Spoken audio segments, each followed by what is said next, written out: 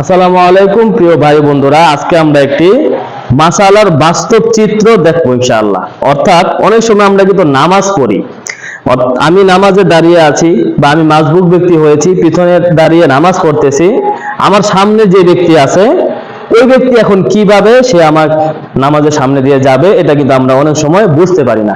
আজকে আমরা ইনশাআল্লাহ বাস্তব চিত্র দেখানোর চেষ্টা করব যে একজন ব্যক্তি পিছনে নামাজ পড়তেছে, সামনে যে ব্যক্তি বসে আছে বা তার নামাজ শেষ, তার এখন মসজিদ থেকে বের হতে হবে, সে মূলত কিভাবে বের হবে। অবশ্যই ভিডিওটি ধৈর্য সহকারে শেষ পর্যন্ত দেখার চেষ্টা করবেন ইনশাআল্লাহ।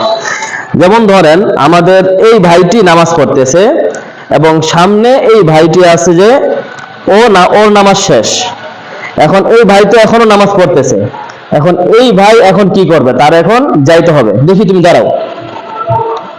এখন এই ভাইটি যখন নামাজ শেষ করে ফেললো, তার কিন্তু নামাজ শেষ, এখন সে যাবে কিভাবে, তার পিছন দিয়ে কিন্তু একজন লোক দাঁড়িয়ে নামাজ পড়তেছে, তাই না?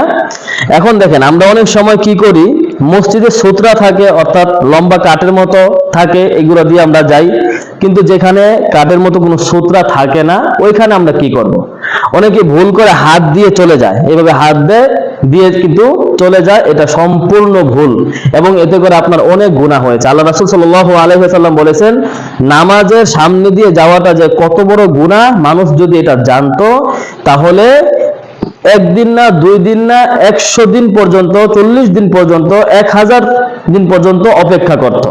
অর্থাৎ নামাজ শেষ হওয়া আগ পর্যন্ত সেই লোকটা কি করত, অপেক্ষা করত।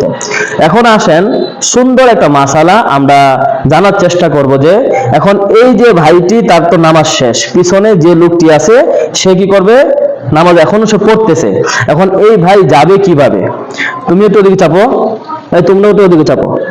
তাহলে এখন এই ভাই সরাসরি এইভাবেও না আবার এইভাবেও না, মানে নামাজি ব্যক্তিকে ক্রস করতে পারবে না, না ওদিক দিয়ে যেতে পারবে না এদিক দিয়ে যেতে পারবে। তবে যেহেতু বরাবর দাঁড়িয়ে আছে, যে কোনো এক পাশ, ডান পাশ দিয়ে হলে ডান পাশ, অথবা এই যে বাম পাশ দিয়ে হলে বাম পাশ দিয়ে সে কেটে কি যেতে পারবে। এটাই হচ্ছে মাসালা। আশা করি আপনারা বুঝতে পেরেছেন। অনেক সময় আমরা এই ভুলটা করে থাকি নামাজের ক্ষেত্রে, যারা আমরা পরে আসি, নামাজ 1 রাকাত 2 রাকাত 3 রাকাত আমরা পাই না, পরবর্তীতে আমাদের নামাজটা পড়তে হয়, কিন্তু সামনে থাকা ব্যক্তিটি কিভাবে পার হবে বলেন?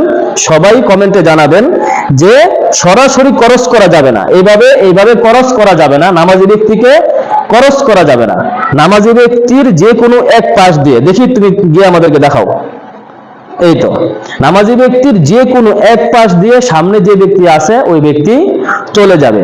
তো আশা করি বুঝতে পেরেছেন এবং এই মাসালাটি আমরা সবাই প্রয়োগ করার চেষ্টা করব, আর ভিডিওটি শেয়ার করে সবার কাছেই পৌঁছে দিব যেন সকলেই জানতে পারে।